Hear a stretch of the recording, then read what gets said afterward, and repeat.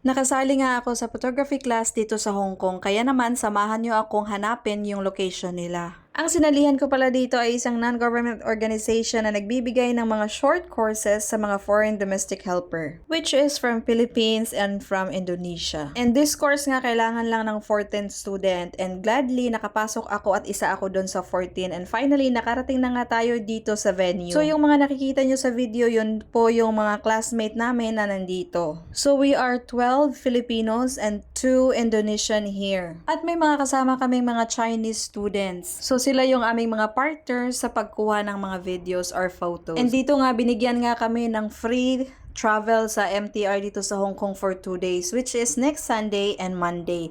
So pwede kaming magpunta kahit saan dito sa Hong Kong na mag-ride ng MTR na walang pamasahe. O diba ang galing, meron palang pa ganito. First time ko in my years history dito sa Hong Kong, ngayon lang ako nakatanggap ng free ride sa MTR for 2 days na wala ka talagang babayaran kahit piso. So ito na nga ni-discuss na. So we are just using our mobile phone.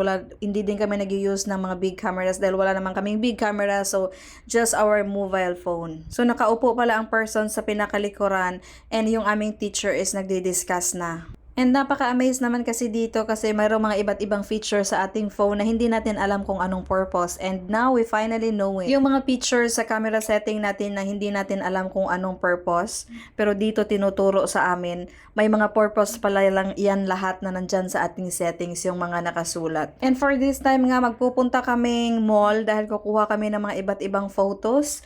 I-apply namin kung ano yung dinidiscuss ng teacher namin. So sinamahan kami lahat ng teacher.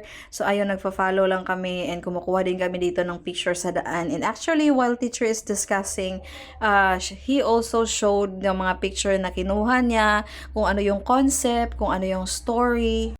And dito na-realize ko na akala ko ang galing ko ng kumuha ng picture, pero wala palang bat-bat yung mga kinuha ko. Walang ka-photo, walang ka-story-story, or walang ka-effect-effect. When you are in photography, there are many things that you have to consider when taking photos that only photographer can understand. Alam niyo yung sa mga lightning, sa shadows, sa mga lines, may mga ganun pala na tinitingnan. Kasi 'di ba normally sa atin pag nagpi-picture tayo, basta makapag-picture tayo okay lang, but when it comes to photography, there are a lot of things that you have to consider.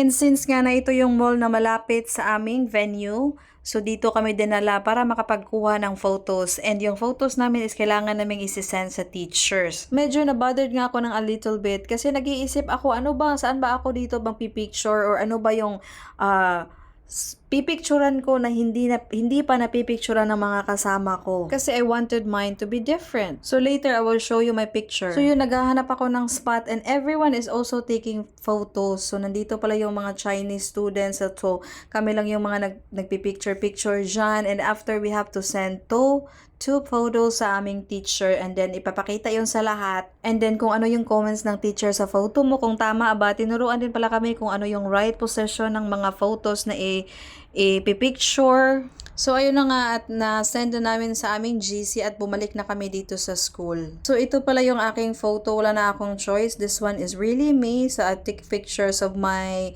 engagement ring and my watch, and this is the picture of the building, but I don't know, I cannot understand what is this picture all about.